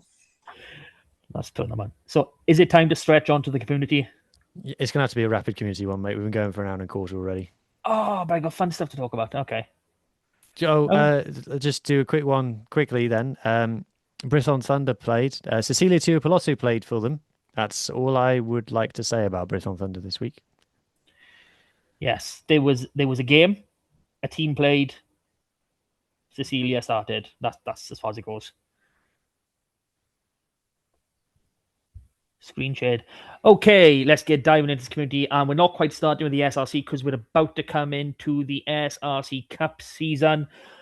First games this come in Saturday. Carmarthen Quins hosting Newport. Llandovery hosting Swansea. Straight into the Premiership. Narberth 31-13 losers away to Cross Keys. Clefty Wanderers winning 27 at home to Western Rhondda. Cracking win. Llangennech 40 points to 12 loss at Sardis Road. So in the league now, Llangennech against Cross Keys. Championship West, Ammanford winning one of the West derbies, 34-19 away to Crymych. Aberystwyth just going down 30-28 away to Dunvant. And Newcastle Emlyn picking up a tidy win, 31-14 at home to Tondee. I'm wrong. Aberystwyth Crymych, the only game this weekend in that league. One West, Wellinvoll 29-24 winners against Buddy Portland, 27-26 away to Kidwelly. Tenby going down 27-24 at Swansea Uplands. Lampeter 45-20 losers away at Wynarlythe, who had Matt Prothero in their ranks for this game. And Hendy playing out a massive 9-8 win at home against St. Clair's. This Saturday we got Buddyport against Hendy, Wellinvoll going to Lampeter, Larne hosting Wynarlythe, and St. Clair's hosting Swansea Uplands. Straight down into 2 West. I'm going like mad as fast as I can. And 2 West we got Nangaredig 1915 winners away to Aberaeron. Pringles Pontedelice 63-0 away to Betters. Fishguard 14-25 loss at home to Lacha. Carmarthen Athletic 15-6 at to Croyce. Whitland winning 25-16 at home to Pencloud. Fixtures this week, we've got Carmarthen Athletic at home to Betters, Whitland travelling to Lacha, Nancaredig home to Croyce, Aberaeron travelling to Pencloud, and Fishguard travelling to Pontedelice. Back into 2 West Central, Bryn Aman finally getting a game, but they've lost 33-18 away to Neath Athletic, and no game for them this weekend. Bloody leagues. Stupid odd numbers. So we've got Aman United 12, Milford 10, but strangely this game was abandoned in the 79th minute, and I'm really not sure why. It was in the Pembrokeshire Herald, I believe. I'm really not sure what's going on with it, but a ref was blown up in the 79th minute and abandoned the game.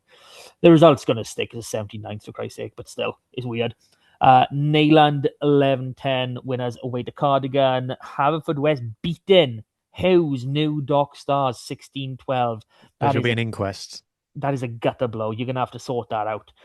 Tumble 25-24 winner away to Llandilo, and Trimsaran edging Narberth Athletic 23-22. 3 1-point games. Tight leagues. All tight league. No, 4. No, 3. 2-point game there. Sorry, my bad. Fixtures for this week, we've got Milford Haven at home to Haverfordwest, Narberth Athletic at home to Am United, 4 West A.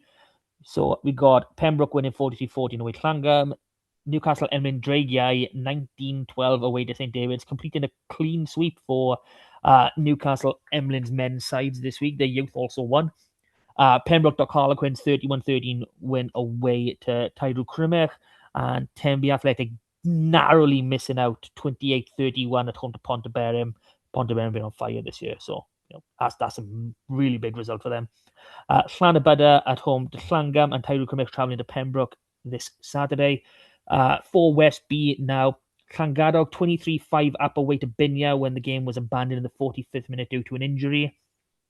Fall Bay 34-15 winners at home to Kev Nathan.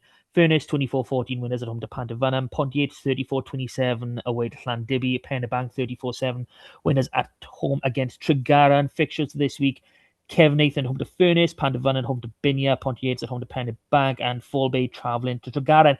And it is Cup week, my friends. There's not many of them. I'm going as fast as I can, but we've got some semi-finals and some quarter-finals coming your way. So we'll start with our semi-final. Llanelli Wanderers are playing Neath at Dunvan this Saturday, 2 o'clock kickoff. I believe these games are. Double check with them. But, if you can get down there, go support the boys. This would be a massive, massive win for Llanelli Wanderers. Not going well in the league at all. But a chance for another cup final would be amazing. Same down in the championship. Newcastle Erin season, not where they would have wanted it. But if you travel to Ammanford this Saturday, they will be facing Bridgend Athletic in that semi-final.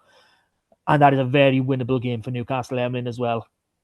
So over to our quarter-final stakes now. Division 1, Tenby are travelling to Abercrave. Division 2, we have no one, all teams eliminated. Crying my eyes out. Why is there no West team involved? Division 3, Hughes New Dock Stars need to pick right back up and face Llandilo. And Tumble are hosting New Panteg as well. Division 4, Tenby Athletic at home to Bonamine Athletic. Ponteberem travelling to Tonrevel, and Llangadog travelling to Treharris. Over to the women's, nice and fast to finish off. In the bowl competition, Newcastle Emlyn women lost 5-45. So it wasn't a clean sweep for the Emlyn. Men.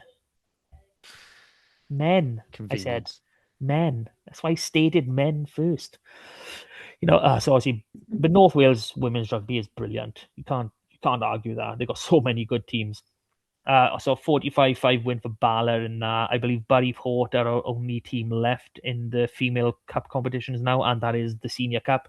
So straight on to them in the Premiership. They went 43-7 loss against Cymru Caerdydd.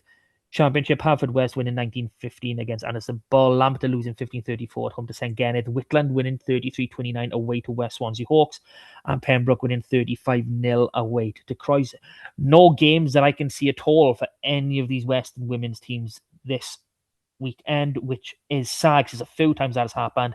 Just checking the women's. Yeah, Bury Port are the only team left in the women's WRU Cup. And that is the end of the community game for this week. And back into the studio. What is left now? Because I can't remember. Just quickly mentioning that the vlog of the trip to Northampton Saints, featuring myself, featuring Benji, featuring Hattie, is now live on the Rap YouTube channel. You can check it out. It's on the same YouTube channel that this podcast is on. And yeah, it features us. It also features Nigel Davies and Josh McLeod. And yeah, behind the scenes. It does not feature Lauren Jenkins, although she was there. Less said about that, the better, because she absolutely humbled me. It makes it sound like she beat you in an arm wrestle when you put it like that. Well, it's not out of the realms of possibility, is it? I mean, you get some views if that happened. So what happened was she was in the media room, and I plucked up the courage to chat to her, and she was like sort of half aware of like us or me or whatever, and then she looks at me and she goes, "I'm surprised I don't see you at the park more." And I was like, Shot me in the arm. Just punch me in the stomach, why don't you? Yes, well, fair enough. I don't really have an answer to that. No comment. Is what it is. Okay, so we do have a game back to URC action, and we get to welcome Ulster to the park. Ulster, who've had a pretty good season, shall we say? They've done well in the Challenge Cup. Also playing well. They're a good team. I think they're third surprise of the season for me. Yeah, surprise package of the season. They could well be going on to the Challenge Cup final. They're playing really well. They've got new assistant coaches. They've had they've had a bit better luck with injuries. Good attack. Yeah, good team. I know Munster aren't exactly the Munster aren't at their zenith right now, but they beat them like 28-3 on New Year's Day or the day after New Year's Day or whenever the Irish clubs have their derbies. Yeah. That's a nice win. Fair play. But to flip it around, any selection changes from the Northampton game or same team again? Same team. Ball, obviously, for Lousy. Mm. I mean, no one else I'm was injured. tempted to maybe put Blair on the bench Get and have Tommy on. Tommy Rog if he's fit. Hmm. Tommy Jack? No, No, Ellis. Tommy Ellis Jack, rather. Yeah. Yeah. Mhm. Any Tommy will do. Any Tommy will do. Yeah. Centers? I'm kind of Same. happy with Hawkins, Yeah, Jones, I'll leave the James whole as rest of it the is team now. the same. I'm not Keep it minding simple. making any changes. Yeah, I mean, bench is probably the only place where we start looking. I mean, do we think about pulling Jack Price in for Dan Davies to have that lock cover? Once bitten, twice shy. He's I injured, think. isn't he? Jack Davis. Oh, sorry. Price. No. Sorry. Jack Price. I'm confused. Jack Price. Didn't think so. No, I think he's on the injury list. Pretty sure. John normally has all the injury lists to Time to hand. check the excuses. Time to check the excuses. Did you check the try scoring at Hardy Farms Park, by the way? God no. Would you, I can Tune in next if week. if you want. Tune in next week when I'm asked to do some work for this pod. Tom Rogers, Joe Roberts, Jack Price, Archer Holtz, Johnny Williams, Okay. Owen Jones, Isaac Young. I think Holtz is potentially meant to be almost ready to come back, but I don't see a reason to put him on in this game, really. Yeah, I think they did say end of the month, whether that's this weekend or Benetton on the very last day. Is that's there. I'm happy with the way Hawks playing coming back anyway. So yeah. What about the notorious CLJ? Depends how costly he is. I think obviously he's there as a traveling well, not exactly a traveling reserve, but he's there as a reserve. I mean, I do think you kind of got to put him in because obviously we'll expect the news tomorrow. If you're listening to this now, will be today of the Welsh squad, and Costello's going to be in it because just the way the media have gone around it. I can't see any reason why Sammy's not in that squad on his own right anyway. So Hawkins is going to be in there because he's favoured. So that means we are going to be literally down to Carwin and Pricey Ellis Price. Connacht game. Not just for the Connacht game, for Benetton, for Connacht, for Edinburgh.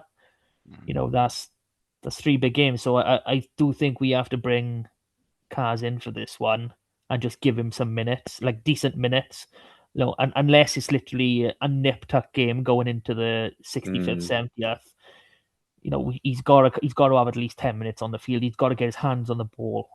Those 11 seconds or whatever it was last time he came on were. Obviously it's great. It's a great privilege and an honor to be a Scarlet, especially as young as he is. But 11 seconds is doing you no good. No, he needs to come on at 65, 70 minutes, ideally with Max Page. Eddie James move into 12, I think. Oh shit! Oh wait, no, that's centers are going. Huh? We're gonna if Joe Roberts and Johnny Williams are still injured, we got no centers next week. We'll be Gabe McDonald and They Max don't actually Page. go in though, do they? Like they're released. No, not for Benetton. They'll be in camp. Oh, you're talking in 2 weeks' time, yeah. It'll be Max and It'd be Gabe, yeah. Unless Johnny, is fit again, which should I just realize that we could have literally a 10, 12, 13 with less than 20 games combined between them. I'm not sure that Joe Roberts is going to get picked. No, I'm thinking injured because he's currently on the list. No. Same with Johnny Williams. So that obviously that's a worry for next week to deal with. Okay. Actually, isn't yeah, it? We'll cover that next week. But bench then Archie, Carwin, Leggett, Jones. You said Murray on the bench, but to be honest, I'm thinking Max on the bench. Really. Yeah, maybe. I mean, Cowdo's bench. Archie's our starter. Remember that? Come on. Sorry, yeah. But force of habit. What can I say? Force of habit. Yeah, maybe a week off will do Blair. I mean, in some strange world where he's not selected by Wales, maybe the week off will help him get him fully fit for Benetton and these important games. And obviously we got Zebra straight after the Six Nations, so we don't know what state the boys are going to be in for that. So it's a tricky one this time of year. It always is. Predictions, boys? Oh, no? Something else? I was just going to say, do you think Blair gets picked for Wales for the squad? I mean, personally, I don't believe in dropping players who have just been in your start in 23. I'd still have him in the squad. Probably wouldn't put him in the 23 at the minute. Yeah. But I wouldn't completely drop him. That's not something I would do personally. But I think he'll obviously, be in the squad. I've seen See, coaches do shit like that. I work off the theory that the reason he's even in the starting 23 in the first place is because he offers you decision making and service at 15, which the type of decision making that you don't get from a lot of 15s in the game, or at least not in Wales. And I think that's why they're persisting with him so much. So unless they've changed the attack strategy, I'm thinking because Bristol have kind of forced Lewis Zammit into that 15 shirt, and he is not playing overly well. He's played like 4 or 5 games now at 15, and he's not going great. I don't know if there's a conversation been had, but if they've made a request and they're accommodating. I know he's played a handful of games there in the past, but he like, for me personally, I think he's ahead of schedule on his return from the NFL. Like, I wouldn't expect him back to pre-NFL levels, until the summer at the earliest. But that 15 shirt is so awkward. I mean, I wouldn't be surprised to see Ellis me put in it. yeah, potentially. Yeah, Again, I think it depends on the style of 15 they want in the game. I think that's why they persevered with him so long. So, yeah. So, predictions for Ulster. No one is allowed to pick Scarlets by 2. Or 3 or 4. I know, 3 or 4, 1. I don't mind. I don't mind them. It's just the Scarlets by 2 that's annoyed the shit out of me. That's all. So, being as though you've chirped up, Benji boy, give us a Pringle score. Scarlets by 7. Ooh, it's a nice, comfortable win. And who next? Go on, John. Let's limit who can pick. Man, Ulster have been good. Like really good. But at the park, I'll take the boys by 9. Ah, you bastard! You're leaving very few options. I want you to take something away from bloody who, not me. Okay, go on. Now. Yeah. Scarlets by 2. Incorrect. Please try again. Computer says no. Okay, I'll have to go. I'm not going to go in the middle of you because I don't fancy a sandwich from you two, but I'll go for Scarlets 10. Just because, we want to bring CLJ on for a few minutes, so having the 2-score buffer, that's something. You come on for that. And only one last bit of kind of breaking news as such. I mean, it's not exactly breaking news. Anyone who's known anything is kind of known. I know I just said that quite ominously, but Y11 are buying Cardiff. It has been confirmed by the WRU. Is that their preferred bidder? Yes, they are going to talk with them as a preferred bidder, is what they've said. Which, yeah, exclusivity. Which it doesn't mean the sale's done, but for me, it's on the way, isn't it? Yeah, well, they've all the power is just swung in Y11's favour. They've fobbed off Martin Ryan's group. Whether or not they'd be willing to come back to the table, that's a question. So you've got Y11 now. Well, you need us to buy Cardiff to shut down the Ospreys. Cardiff fans are going to protest. They are. Mm-hmm. CF10 are all up against it. So yeah. I mean, when's Cardiff's next home game? Cardiff got a home game coming up. They've got over the next fortnight, haven't they? Cardiff. Quicker. URC. It did escalate quite quickly. They were like, "Oh, we'll release it in 2 weeks." And then this weekend, Benetton. Protests. In the park. Yeah. Protests. Yeah. It will. I'll hold that back. But it's when the initial statement came out that it was a unanimous decision. You're like, okay, writing's on the wall here.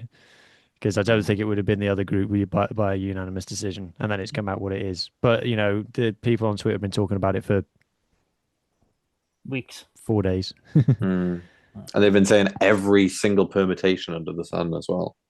It's. I mean, it's not over yet. I think we do still have to say that because I'm still of them. I still want to keep it 4.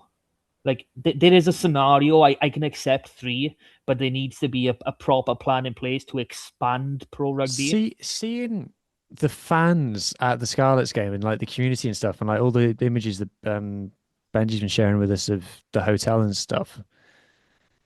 It just spoils your bloods. The WRU are just like, yeah, we'll just get rid of it. It's fine. Like, it's not fine. No. It's vandalism. It's violence, yeah.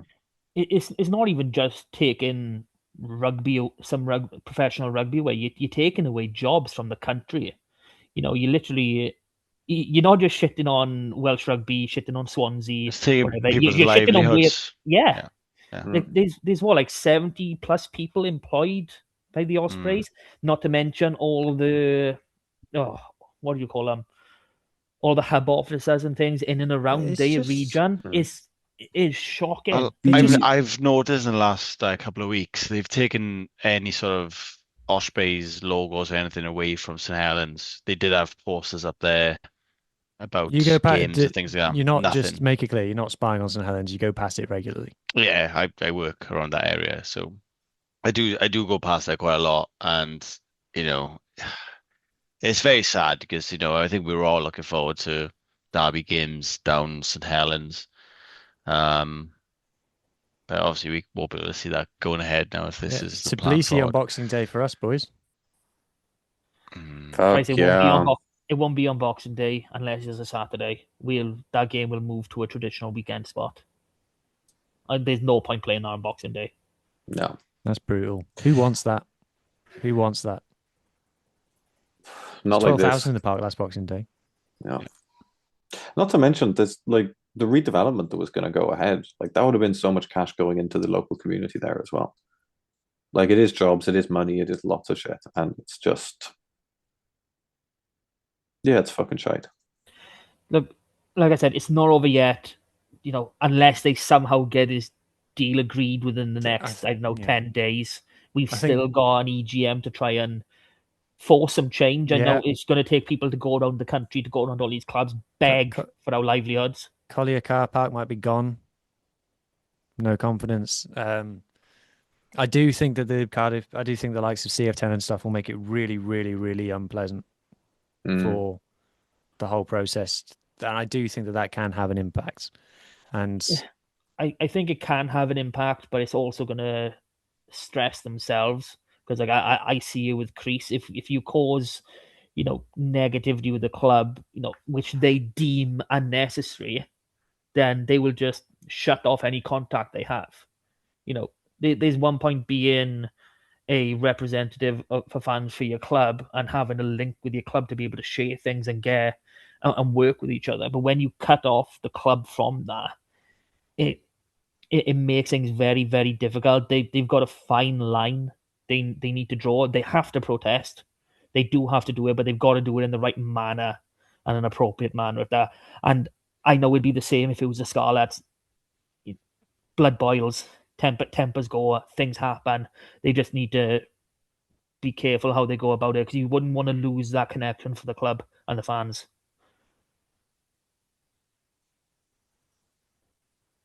Yeah. Shit. It's not over, but shit. You got to feel for their fan base. I mean, that's where I go to. I got a lot of friends who are Ospreys fans, and the stress of. I mean, we've all been stressed, worrying about cutting teams and that, but they've been rumored for quite a while. I know that's got to be on your mind a lot. Why 11 have been trying to do this for years? They were doing it with, was it Ealing? They've tried to buy Cardiff before a couple of years ago. They were no part of the Ospreys, and I feel bad for them. I really do. I'm surprised it's been allowed to get to this stage, to be honest. That's a story for another day. If they're quite happy to throw Ospreys under the bus, who says they can't do that to Cardiff in the future? No, it won't happen to Cardiff. Oh yeah, but you wouldn't trust the investment company that's already sold out your neighbours. What's happened to the Ospreys under Y11 ownership? Yeah. Their attendances have literally halved. Mm-hmm. They're playing out of a semi-pro ground that's, it's by far the least. I'm not talking about the history of the ground and stuff, but it's the least professional setup in the whole URC. I'm talking even compared to like Zebra. Like it's below that in terms of facilities. I'm not talking about the history of the place and stuff and the heritage and stuff, just purely bricks and mortar. Like I said, the attendance is halved. They've gone from being a team that was regularly competing for the playoffs to a team that's finished near the bottom of the league more often than not, despite woefully underperformed some of the playing resources they've had at times. Not always, but at times. And just the lies, the constant lies that they've been fed. This whole St. Helens thing has been a scandal. It's a scandal. Yeah. I mean, we've seen all the things on Twitter, all these, where we'll release some plans for St. Helens, giving them a little bit of hope. And then on the other hand, behind closed doors, they're trying to sell it off. It's That's the thing with their season tickets this season. Yeah. They were told that St. Helens would be this year. No, it's not this year. It's next year. And they're moving it to Bridgend, which, a lot of the fans are in Swansea area. So it's not making it easy for them, is it? And if anyone criticizes them, they get blacklisted, blocked. You're gone. Yeah, that's what I mean. Lance Bradley's been blogging everyone. Yeah. At the end of the day, we've got to put ourselves, if it was our club, if this was happening to us now, we would be so upset and annoyed, and just My kids will be out without a father for a few days at least. I'd be devastated. I'd be absolutely devastated, and my heart goes out to them. Yeah, I mean, I'd grab a tent and just go camp outside. Honestly, you've got to do something like this. And this is two clubs. It's effective, which makes it worse. But imagine the concept. Like some people, I've heard some people say, "Oh, the two clubs merging, it's better than the club just going. They'll still play some games in Swansea." Will they merge? Even if they merge, they're playing in Cardiff, aren't they? They're not playing anywhere else. Firstly, if they play more than if they play meaningful games in Swansea, I'll be surprised. Secondly, what kind of nonsense entity is it that splits its games between is it both a Cardiff and a Swansea team?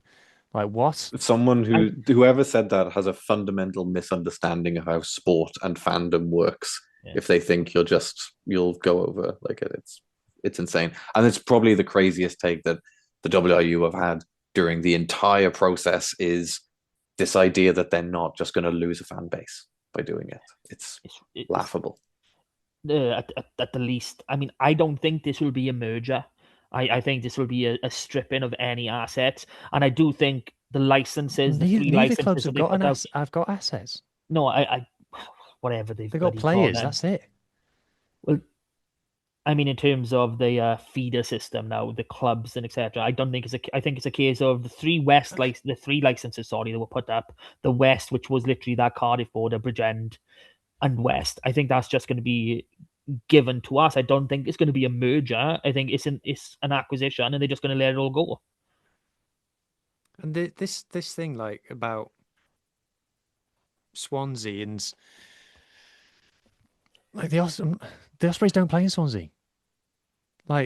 So this thing about they're the Swansea team and stuff. They're not. They don't play in Swansea. They play in Bridgend. It's 25 miles down the road, and even if it all does fall apart and the Ospreys do survive and we stick with 4, if work on St. Helens hasn't started, Ospreys aren't playing in Swansea for 2 years. Nothing has happened there. No, it's taken Connacht 18 months to renovate one grandstand. Leinster are in their second season of playing in the Aviva because the RDS has been renovated. You think they're going to finish St. Helens? You think they're going to finish St. Helens by September? No. They're not going to be playing. Even if it all falls apart, they ain't playing in St. Helens for 2 years. No. I mean, I know there's tensions there, but I don't understand why they didn't look at the now or to at least split games. It's because the Neath thing got that again, coming back to the ownership. The Neath relationship completely broke down, and yet Neath aren't innocent in that. We remember all the stuff on social media, not for girls stuff, shit from however long ago it was, but not that long, sadly. But that all fell apart as well. I mean, Swansea, as in the Whites, they're still a team. They still St. Helens is still their home. No, they're not playing St. Helens though. They're not at the moment. They're playing at Dunvant. You know, and so this is their ground. So something should have been happening. Can Swansea and the Swansea, we're getting massively off subject here, but can Swansea and the cricket club sue whoever over this? I would imagine there's got to be something in there because the cricket club. I mean, I'll be honest, that was the main thing that like I'm all for redevelopment of St Helens, but not at the expense of the cricket club. I mean, there's more history with them than anything. You know, that is the home of Welsh cricket essentially. You know, so they've there's going to be legal battles somewhere. I don't think it's not going to come direct from the Ospreys. Obviously, it's going to come from surrounding. Maybe they've got an old director who can try and do something, or even a I'm current interested one. to see what Lance Bradley does next. Is he just going to post more pictures of pints on Twitter? Is that all he's going to do about it? And pretend for a long time that nothing was happening. Or he's going to disappear for like a fortnight and then re-emerge in the same job at Cardiff. Well, Cardiff haven't actually got a board at the moment, do they? I think they've got nominal people, which is the legal requirement of what they've got to have. I think they've got 2 nominal people or something. I read along those lines. It's 2 nominal people, yeah, that they have on the board. Well, that's a positive for Cardiff. I mean, look how good they've kind of been this season.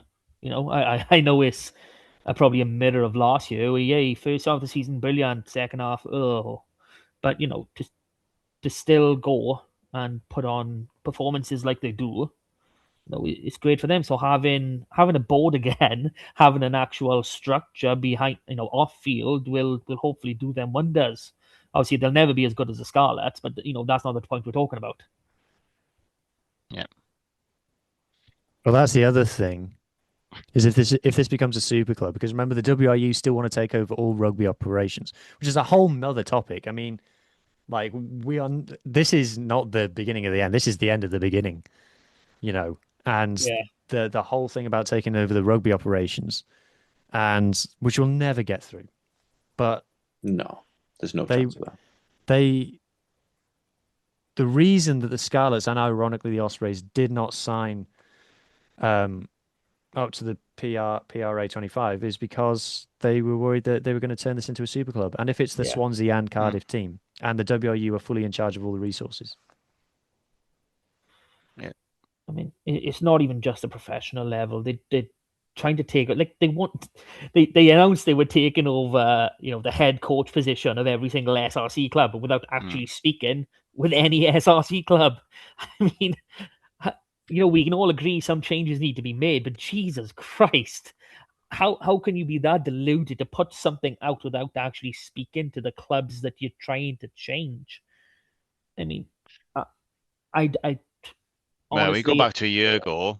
We were being told we had money for 4, so increased funding for all 4, and we can end Warren Gatlin's contract early because money is no object. Yeah, and we can go out and get whoever we want. And all of a sudden. Yeah, actually, no, 3 will do, but it was 2.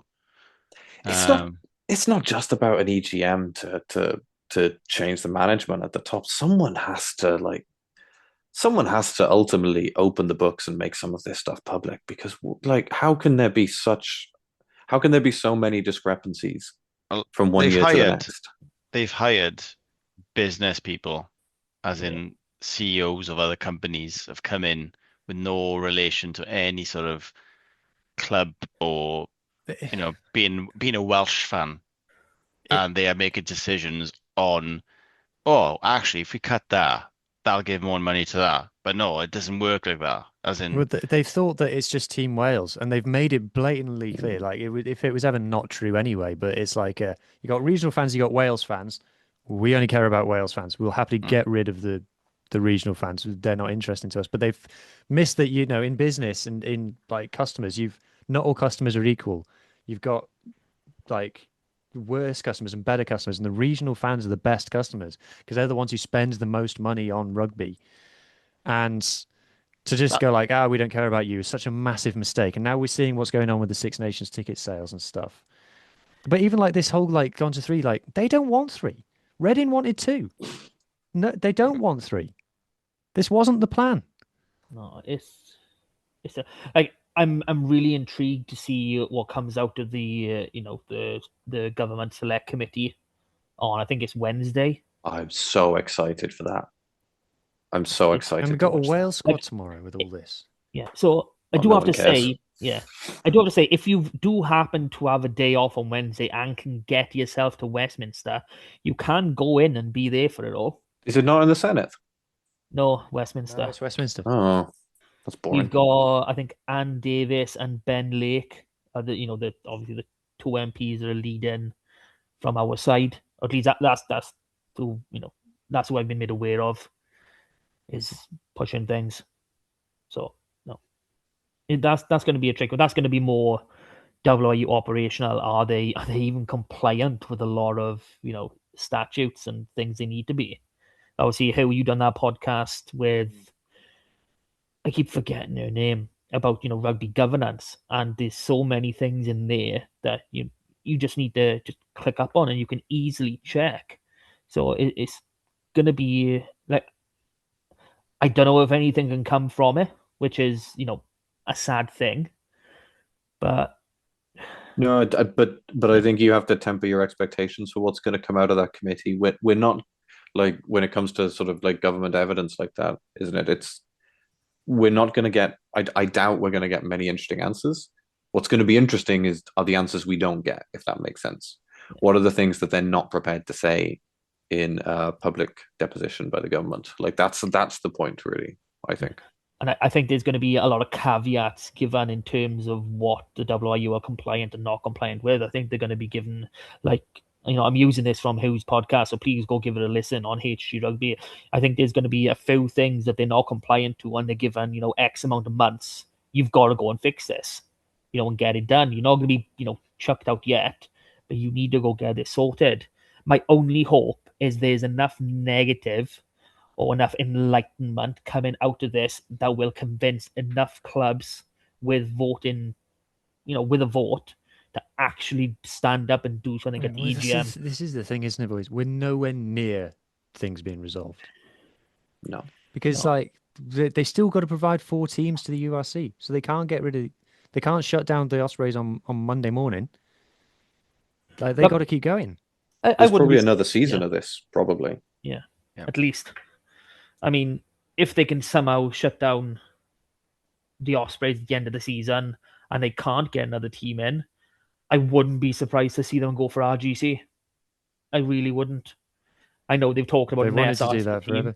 Exactly. Wouldn't it be very WRU to go, oh, we'll just get RGC in the meantime, and then after a couple of years to go, we'll just keep them, actually. We'll stick with 4. Cheers. Yeah. That's been their plan. Damn, man. Fuck going them. way back. Okay. I think we're approaching 2 hours now, so apologies to everybody. This last bit did kind of drag on longer than we had initially anticipated, obviously with the news breaking, the last couple hours. So if you have made it this far, please like, share, subscribe, comment, give us your thoughts, and just try and be positive. Boys, great speaking with you. Benji, 2 weeks in a row. I'm loving it. 3 weeks. I don't think my heart can take it. So please, I'll try my best. Please don't leave us again. Thank you all, boys, for joining me, and we'll do it all again, celebrating a Scarlets win against Ulster. Yes, there is still rugby to play next week. Mm-hmm. Thank you for listening. Bye. Bye.